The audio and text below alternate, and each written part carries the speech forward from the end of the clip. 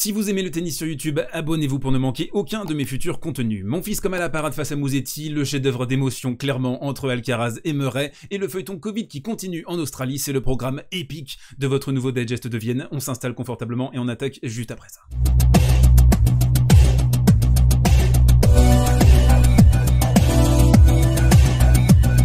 Et on attaque ce côté réseau avec la pépite italienne Jannik Sinner qui n'en finit plus de gagner en indoor. Regardez la liste des 7 consécutifs remportés par Jannik Sinner, c'est absolument monstrueux. Regardez les 6-2, je les ai mis en vert. On est à 1, 2, 3, 4, 5, 6, 7, 8, 6-2. Sinon dans l'ensemble, le mec est complètement ahurissant. Son match contre Opelka cet après-midi, Opelka qui a 82% de première balle sur l'ensemble du match. Imaginez, il y a 92% au premier set. Pas de souci pour Sinner, il a 4 balles de break dans le match, il en fait 3. Là il est sur une série le tonton, il a remporté récemment Sofia, il a remporté également Anvers la semaine dernière en Belgique, et là on est à Vienne avec, il a complètement écrabouillé Opelka qui a rage quit dans le deuxième set. Il s'est dit oula, moi je vais rentrer chez moi en fait, je suis un petit peu fatigué, 6-2 là, vas-y on se gare, on se met de côté, petite fringale. Il l'a complètement dégoûté, comme il a dégoûté quasiment tous ses adversaires à Anvers. Sinner là c'est un des tubes de la fin de la saison, il va vraiment falloir l'observer parce qu'il est pas loin de se qualifier pour le Masters. Deuxième info dans ce côté réseau, le feuilleton Covid en Australie continue, et je pense que c'est pas le dernier épisode. Je vous parlais il y a 2 jours de tennis australien qui avait contacté en Tsum Tsum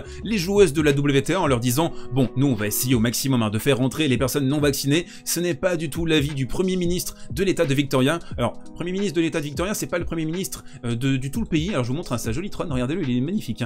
L'État de Victoria, c'est ici, c'est là en bas à droite de cette magnifique île qui est l'Australie. Pour revenir à nos moutons, donc le Premier ministre de l'État de Victoria, lui, il est complètement contre cette possibilité, et c'est lui qui aura de toute façon le dernier mot. Au nom de chaque Victorien vacciné qui a fait la bonne chose, mon gouvernement ne demandera pas d'exemption pour tout joueur non vacciné. Et là forcément tous les regards convergent vers Novak Djokovic qui avait dit le 19 octobre dernier, donc il avait laissé entendre qu'il pourrait faire l'impasse sur le tournoi australien. Il avait déclaré je ne sais pas si je vais aller en Australie, je ne sais pas ce qui se passe, la situation actuellement n'est pas bonne. Et là on voit clairement c'est en train d'évoluer vers un blocus complet des personnes qui ne sont pas vaccinées. Et disons-le clairement, si vous avez observé de près la politique australienne en matière de Covid depuis le début de l'épidémie, je dirais qu'il y a 0,0001% de chance que les non vaccinés rentrent dans l'état de Victoria, vu à quel point dès qu'il y a un demi-cas, ils ferment tout à clé pendant des jours et des jours. Donc ça semble quand même très compromis pour les joueurs qui vont rester arc-boutés sur leur position. On a vu d'ailleurs hier une anecdote assez déroutante pour Dominic Thiem qui lui non plus n'est pas vacciné. Il attend le bon vaccin d'après ses propos. Il a été donc empêché de rentrer sur le site du tournoi de Vienne,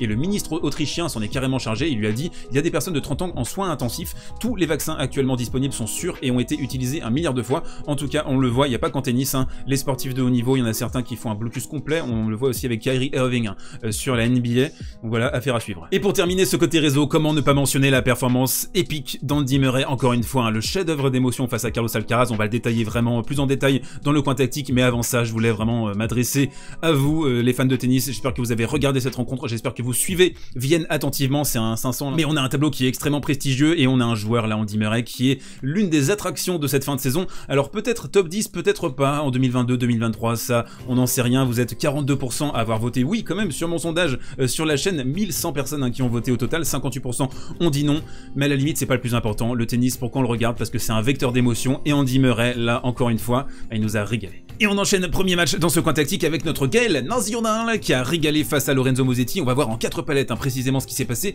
Et d'abord, j'ai trouvé de notre côté français, on a eu un sentiment de puissance, d'extrême sérénité, j'ai trouvé dans cette rencontre. Ici on le voit, il va mettre une pancarte juste en retour de service sur le tie-break du premier set, et on a retrouvé par instant, je trouve, ce Gaël Monfils qui avait été si impressionnant, rappelez-vous, sur la première partie de la saison 2020, avant que le Covid vienne faucher l'élan vertueux de notre cher joueur français, qui était 3ème à la race, je le rappelle, sur ce début de saison 2020. Et Gaël, il a connu une saison 2021 assez délicate, on le sait, sur son premier semestre, ça a été très difficile pour lui de se mettre vraiment pleinement dedans. Il a une petite dépression d'ailleurs en début d'année, et puis l'été américain l'a complètement relancé, on l'a vu beaucoup plus saignant, beaucoup plus conquérant. Il essaye de mettre en place avec des petites briques offensives dans son jeu qui est quand même assez souvent derrière la ligne à grinder, c'est ça qui kiffe Gaël, c'est son plaisir, c'est défendre. Mais là on le voit, il y avait vraiment des intentions, et on a vu vraiment un écart de puissance entre les deux hommes cet après-midi. Un match très plaisant donc, que Gaël Monfils a dominé assez largement, même si le score paraît serré, 7-6, 6-4, mais ça aurait pu être beaucoup plus grave pour Lorenzo Musetti. On aurait pu avoir, je pense, un score encore plus sec, vu la domination du français. Ce que j'ai apprécié aussi dans ce match, c'est l'extrême créativité de Lorenzo Musetti. C'est un joueur qui est merveilleux, vraiment. J'espère vivement qu'il va réussir à percer au très haut niveau et qu'on le verra régulièrement dans les 15, dans les 10 meilleurs mondiaux, parce que c'est vraiment un petit bijou ce joueur. On sent le potentiel qui est extraordinaire. Et chez ce joueur, je trouve qu'on a une dualité très intéressante, c'est-à-dire qu'on a à la fois des prédispositions à défendre, on sent, il adore ça, il adore grinder derrière sa ligne, et c'est un joueur qui peut briller sur terre battue, on l'a vu contre Novak Djokovic à Roland Garros notamment, il peut également briller sur dur, et puis il a aussi des prédispositions offensives. Ici on le voit claquer une volée après une accélération, donc en 2 temps il va réussir à remporter le point, et pour lui la clé ça va être de bien choisir à chaque fois dans les points, est-ce que je dois plutôt défendre, est-ce que je dois plutôt attaquer, c'est un peu le problème que peut avoir un Denis Shapovalov par exemple. Alors je trouve que Lorenzo Musetti au niveau tactique, au niveau de l'intelligence sur un court de tennis, c'est supérieur à Denis Shapovalov, donc il y a vraiment des prédispositions qui sont très intéressantes, en tout cas à surveiller malgré cette défaite aujourd'hui contre Gaël Monfils. Troisième palette, et que serait un match de Gaël Monfils sans des hot shots, sans des coups chauds. Ici on le voit, il est complètement désaxé, c'est la deuxième fois que Musetti essaie de le fixer côté coup droit. Pour Gaël, pas de souci, tu veux la jouer comme ça, je vais t'envoyer une marmite droit devant, et donc ça va être une accélération gagnante, ça va donner le ton du deuxième set, qui va être largement dominé par Gaël Monfils. On a vu aussi quand il était de ce côté-là, il a fait une espèce de smash retourné qui lui est sorti de quelques centimètres, et c'est ça qui est important avec Gaël, c'est qu'il faut qu'il reste dans le plaisir, mais en même temps qu'il fasse attention à l'efficacité. Donc c'est le compromis qu'il faut qu'il arrive à trouver. Alors Gaël il dit ouais, il faut que je joue des matchs contre les meilleurs du monde pour pouvoir éventuellement aller viser les grands titres. Même si on est en fin de carrière, il vise encore toujours le futur, il vise une amélioration, il essaye de se dire bah pourquoi pas aller gratter un Master 1000, un Grand Chelem. Je pense que ça doit faire partie encore de ses objectifs, même si ça peut paraître un petit peu saugrenu vu comme ça, et surtout avec l'émergence de la nouvelle génération et encore Novak Djokovic qui tient les rênes du circuit mondial. Mais en tout cas, ce Gaël là, il fait plaisir, il sort d'une finale à Sofia, donc éventuellement pourquoi pas un joli Vienne et une jolie fin de saison. Quatrième palette, le service de Gaël Monfils, pour terminer sur l'analyse de ce match. On a vu un Gaël qui a été très bon sur ce coup, 9 aces au total, 91% de points remportés derrière sa première, c'est très important pour Gaël de bien servir. Là on voit que c'était un point, ça aurait pu tourner, on est à 30-1, 4-3 le break pour Monfils, on sait jamais, un 30-40, il peut y avoir une baisse de régime,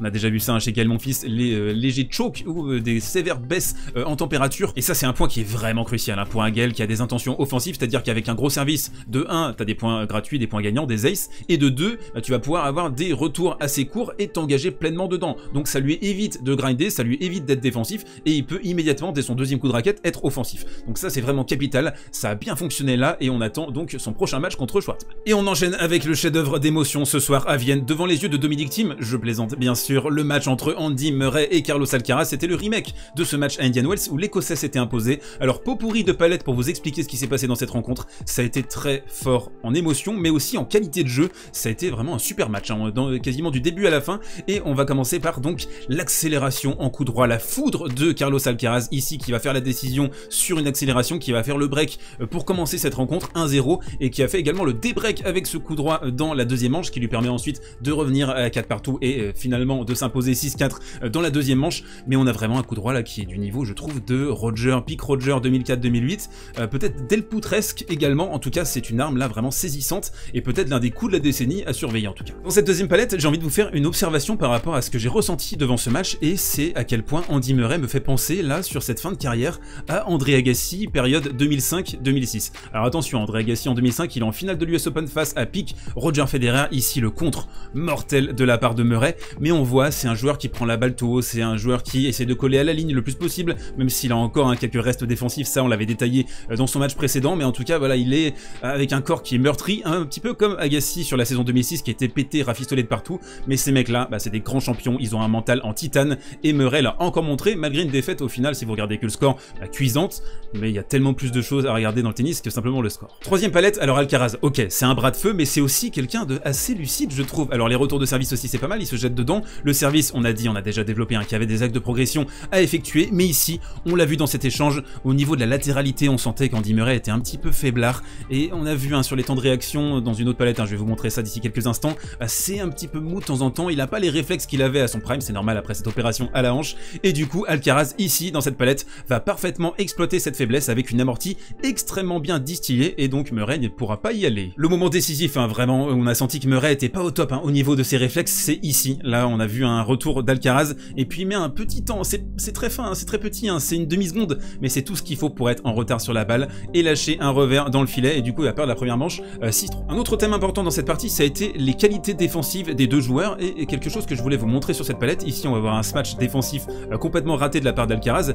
Les qualités défensives, c'est pas simplement indexé sur vos qualités physiques, c'est pas ça la défense. La défense, c'est d'être capable de réfléchir à quel coup va embêter votre adversaire, quel coup va vous permettre de pouvoir revenir dans le point. Et là on le voit, hein, Alcaraz c'est plutôt un joueur qui aime contrôler, dominer les échanges, et qui n'aime pas forcément trop défendre parce qu'il n'a pas vraiment cette intelligence, cette science. Et d'ailleurs parfois vous avez des spécialistes entre guillemets tennis hein, qui vous disent ouais les défenseurs c'est chiant, Nadal au début de sa carrière, Murray, Djokovic également hein, qui aime bien poser des barbelés. Bah non, c'est hyper dur d'être un bon défenseur parce qu'il faut toujours jouer le coup juste, sinon bah, sur la deuxième accélération vous allez vous faire complètement exploser. Donc ça demande un certain talent, ça demande un QI tennis, et il y a un art de la belle défense comme il y a un art de la belle attaque. Après forcément hein, si vous avez pu vraiment vos cannes comme Rafael Nadal on a vu sur la fin de sa carrière, bah, vous êtes obligé de vous transformer en joueur un peu plus offensif. Dernière palette dans cette rencontre pour être tout à fait exhaustif, les qualités en relance de la part d'Andy Murray qui est toujours hein, je pense parmi l'élite du circuit à ce niveau-là. On le voit en revers, donc un revers carrément à l'intérieur du court, ça aussi c'est perturbant hein, quand vous êtes sur votre deuxième balle. Il a essayé d'ailleurs cette tactique contre Alexander Zverev les deux dernières fois qu'ils se sont affrontés, et donc on voit le revers, tac, on le frappe et on avance immédiatement au filet, on dépose la volée donc en 2 temps, le point remporté, ça va faire 0,40 dans ce début de deuxième manche. Et donc clairement on a ce mec qui se bat avec ses armes historiques, c'est-à-dire sa qualité de relance, ses capacités défensives aussi, même si elles sont altérées par son opération à la hanche. Et puis on a un gars aussi qui a compris qu'il fallait qu'il soit un petit peu plus offensif, qui claque ses premières, voire ses deuxièmes, qui s'est fait piéger d'ailleurs sur ses deuxièmes balles face à Alcaraz. Mais dans tous les cas, au-delà presque de la tactique, on a l'essence même du champion de tennis là qui est devant nos yeux en fait avec Andy Murray. Profitez-en, profitez qu'il soit toujours sur le circuit, profitez du Big Four en fait. Peut-être pas le Big 3, le Big Four carrément avec le retour de Murray là. En tout cas il nous montre l'Écossais que bah, c'est pas un joueur du niveau de Stan Wawrinka, c'est pas un joueur du niveau de Joe Tsonga, c'est pas un joueur du niveau de David Ferrer, de Berdych, non. C'est une légende du jeu, c'est un joueur qui est au niveau des Becker, des Agassi, des Wilander aussi, et il y a une beauté crépusculaire hein, à voir Andy Murray essayer de se dépouiller comme ça contre les gamins du circuit. Moi je trouve ça extrêmement touchant, extrêmement beau, même s'il y a des choses aussi qui m'agacent, hein, les 20 secondes entre la première et la deuxième par exemple. Tout n'est pas parfait, tout n'est pas rose forcément dans le jeu de Murray, mais en tout cas quel plaisir immense en tant que fan de tennis. Et on termine avec la reco du jour, les matchs à ne manquer sous aucun prétexte demain, et j'ai pas de recommandation parce qu'il faut tout regarder à Vienne, tout simplement. Fin des 8e de finale, alors on a du Monfils Schwartzmann, on a du Ruud Sonego hyper intéressant pour la course au Masters, on a du Z contre De Minaur, on a Tsitsipas Tiafoe en fin de programme également sur le central. Bref, le tournoi de Vienne il est exceptionnel. Bon après je vois que ça intéresse pas forcément grand monde hein, vu les vues qu'on fait sur ces 2 dernières vidéos. En tout cas si ça vous plaît n'hésitez pas à pousser, à partager autour de vous, à vous abonner également hein, si vous voulez soutenir le tennis sur YouTube, et on se retrouve demain pour un nouveau digest de Vienne. D'ici là, portez-vous bien, prenez soin de vous et mangez des strudels.